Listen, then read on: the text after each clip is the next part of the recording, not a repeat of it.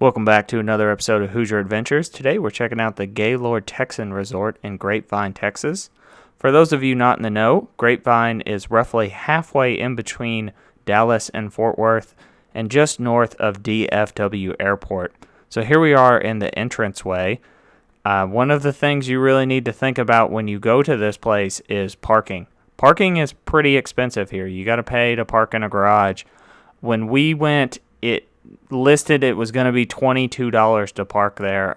When we left, put our ticket into the machine, for some reason it only charged us $17. I don't really know why, but parking can get pretty expensive, and we weren't there on a busy weekend either. So, of course, you'll notice this amazing glass atrium. It makes up the main body of the resort. Now, there are a few other Gaylord resorts around the United States. There's one in Nashville. It's actually the one I'm most familiar with. It's the only other one I've been to.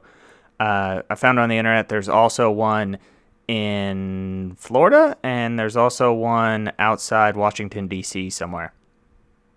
Now, this is a cool model train exhibit. There's more than one model train exhibit within this atrium at the resort. If you wait till the end of this video, you'll actually get to see some footage of a model train exhibit in Frisco, Texas.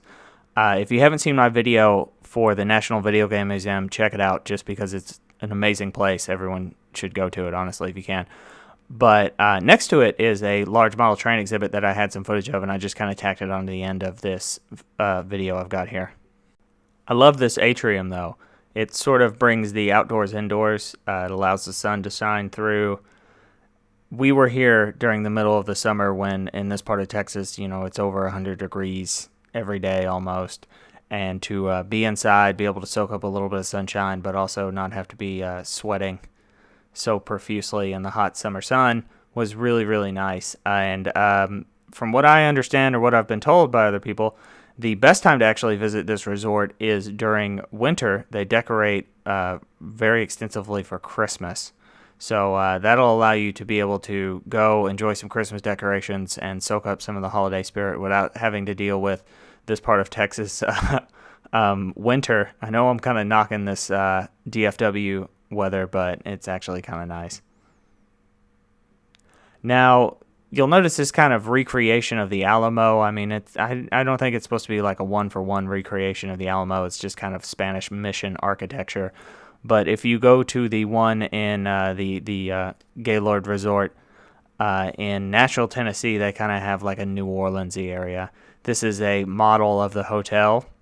This will sort of give you an idea of what the shape of the outside of the hotel looks like, as well as if you like Legos. I guess it's a Lego appreciation thing.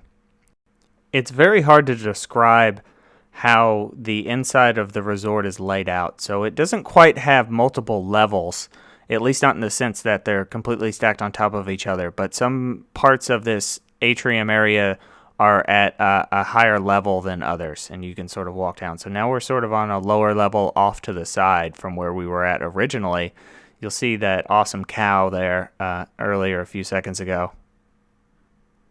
And they actually have koi in the waterways. I cannot see a koi without thinking of the classic episode of The Office where Michael Scott falls into the koi pond. This is the restaurant that we ate at, which is a buffet-style restaurant. They also have like a sports bar place, as well as a few other restaurants, I think, as well. Now, these rooms over here on the left actually open onto the atrium. They have balconies, and so it'd be really nice to stay there. I didn't even check how much the rooms cost. I'm sure around Christmas time, the rate for the room spikes, as well as when they have conventions. I also don't know anything about the convention center, and from what I understand, there's a big bar/nightclub located on the lake. And yes, for those of you who aren't familiar with the area, this is near a large lake. There's also another large resort nearby that has a water park, as well as the town of Grapevine. Now, I have some footage of Grapevine I'm going to turn into a video eventually. Downtown Grapevine is amazing to visit. Everyone should go visit Grapevine if they're in the DFW area. It's the quintessential picture-perfect small town. It's got all these different downtown shops. My favorite, personally, was the ice cream shop. Now we're on our way out of the hotel and resort. If you've never been to one of these Gaylord resorts, again, like I said, I've been to the one in Nashville, so, I wouldn't chalk this up as like a must visit thing, but hey, if you live in the DFW area and you're looking for a day to kill, definitely check it out. Do not attempt to adjust the color of your computer screen or TV set or whatever you're watching this on.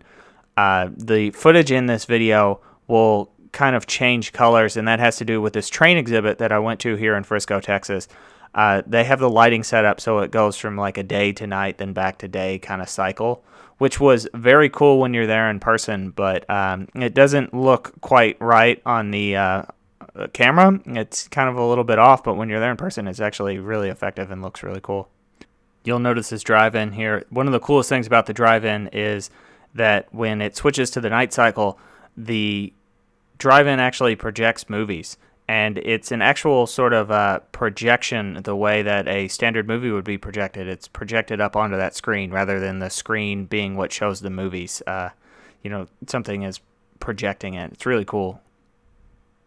Drive-in speakers there. I don't know if you noticed that. It took me about 5-10 minutes to notice that the first time I went. Some of the movie posters down there were really cool as well. Now, this is located in Frisco, Texas. It's right next door to the National Video Game Museum. I didn't know this existed, but I was waiting on my ride to pick me up from the National Video Game Museum, and I was wandering around, and I stumbled onto it. Something about this, though, that I wish I'd been a little bit more prepared for was they actually have real trains outside. So they have real rolling stock that you can visit by appointment, and they have quite a few. I drove by on my way out, and there looked like some really cool stuff. If you're really into trains, I really recommend that you check it out. Now, I have a passing interest in trains. I would say I appreciate them, but there's a lot of people out there who sort of know the name, make, and model of different locomotives and things like that. If you look online, you can find more information about this exhibit, as well as some information about the National Video Game Museum, which is right next door. There's sort of this Frisco Civic Center, I don't know what to call it, Civic Center or Cultural Center, and they have these two things as well as some other stuff for kids. And it's a pretty cool area. It's a really fast-growing city. If you want to see a modern-day boomtown, go check out Frisco, Texas, outside Dallas. I thought this was really cool. The details are just so amazing. Now, this is kind of a large-scale model train exhibit right here that we've been looking at. We're going to switch to a smaller scale right now. I don't remember what this scale was called. The lady actually told me, but she moved the barriers and let me get up close to it. Now, this doesn't translate well onto camera. It's a little bit too small and it doesn't show up well, but for the naked eye, when you're seeing it in person, it actually looks great, and you can see most of the details with your naked eye. You don't have to get up really, really close to it. And it's got a Civil War battle that's raging here, as well as two ironclads that are fighting in this waterway. And I just thought the details were really, really cool, as well as just the overall aesthetic and theming. To go with the Civil War era, too, great choice on whoever made that. Now, these are pins for different railroads. Now, we're Hoosier Adventure, so there's the Monon Railroad. There was also an L&N Railroad pin. If you're located in the DFW area, there was the Katy Railroad pin, and I believe there's a Kansas Southern one on there as well. So, yeah, if you're really into railroads and you want to get some memorabilia, this is a good place to go do it. Now, I'd love me a good model railroad.